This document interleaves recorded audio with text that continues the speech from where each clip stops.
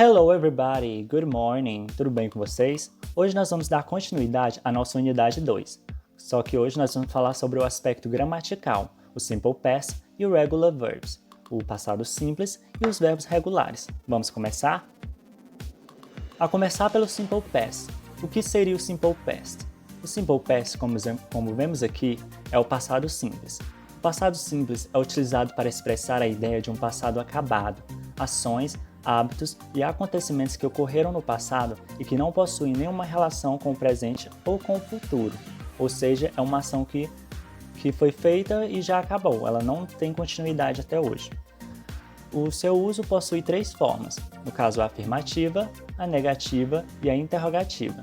Lembrem-se disso, afirmativa, negativa e interrogativa. Depois nós vamos voltar para essas três formas. Os regular verbs. Os regular verbs são os verbos regulares.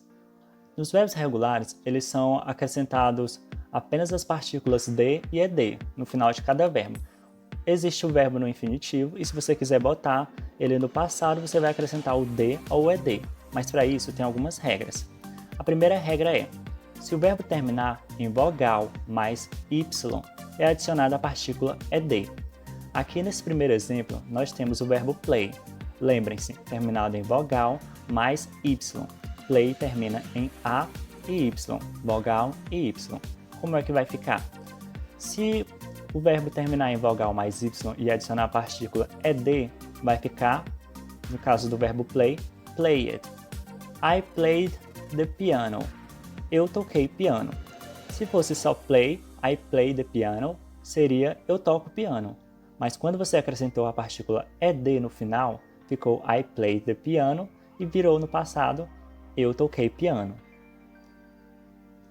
Nessa segunda regrinha nós temos, se o verbo terminar em consoante mais y, troca-se por ied.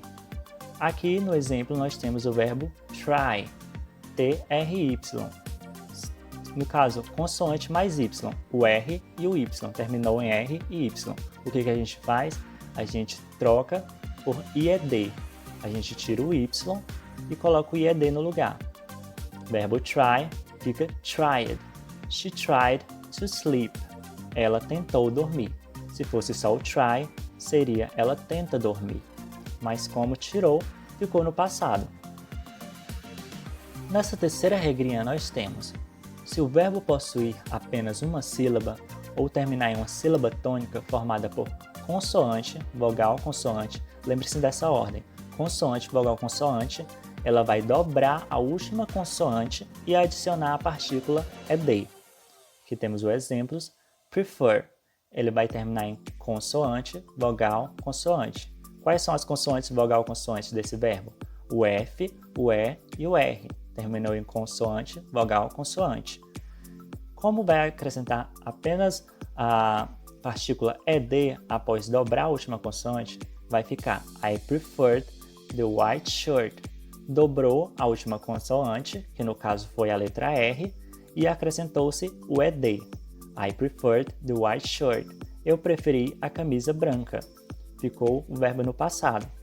Se fosse só I prefer the white shirt, ficaria no presente e diria eu prefiro a camisa branca.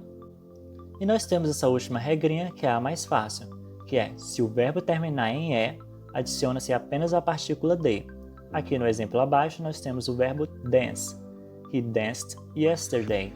Você acrescentou apenas a letra D na palavra dance, no verbo dance, e assim ficou no passado. He danced yesterday. Ele dançou ontem. Agora que vocês já sabem como colocar os verbos no passado, nós vamos ver as três formas do passado simples, o simple past, no caso, a afirmativa, a negativa e a interrogativa. Na affirmative form, ou a forma afirmativa, nós temos o sujeito mais o passado do verbo principal. Aqui no exemplo nós temos He helped his mother at home.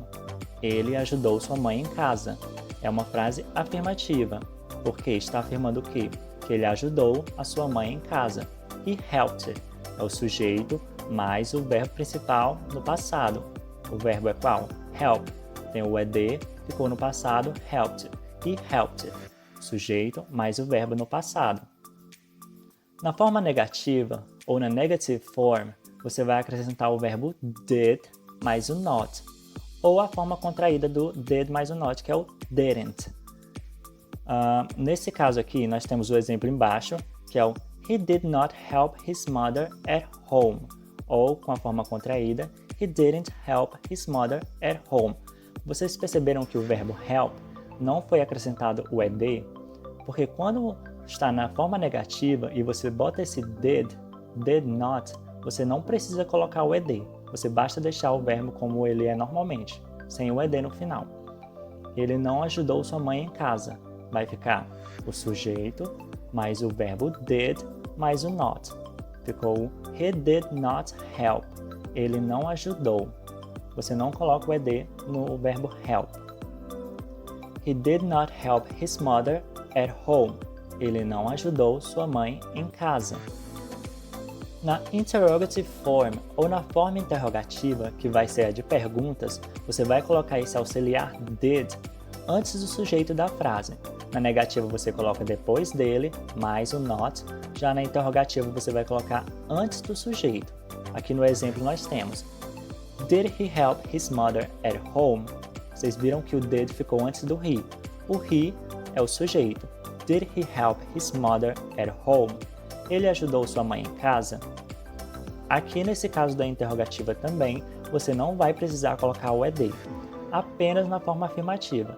Lembre-se, na afirmativa vai ser o sujeito mais o passado do verbo principal, o sujeito mais o verbo com ed. Na forma negativa, você vai acrescentar o did depois do sujeito, mais o not, sem precisar colocar o ed no verbo. E na interrogative form, que é a forma interrogativa para perguntas, você vai colocar esse did antes do sujeito. Aqui, como nós vemos no exemplo, did he help his mother at home? Você vai colocar o did antes do sujeito e não vai precisar colocar o ed no verbo. Agora eu vou deixar um homework, uma tarefa de casa para vocês responderem sobre esse assunto. No caso, vocês vão responder as questões do PDF abaixo deste vídeo, fazer a foto das respostas e enviar no e-mail 8anos.julianunes2021@gmail.com. Não esqueçam que essas atividades sempre contam nota para a prova. Qualquer dúvida, vocês podem me chamar no WhatsApp que eu estarei disponível para respondê-los. Por hoje é só, pessoal. Espero que vocês tenham entendido e gostado da nossa aula. Não esqueçam de responder as questões e não esqueçam também que se tiver alguma dúvida, vocês podem entrar em contato comigo que eu ajudo vocês. Então nos vemos na próxima aula. Bye bye, see you later!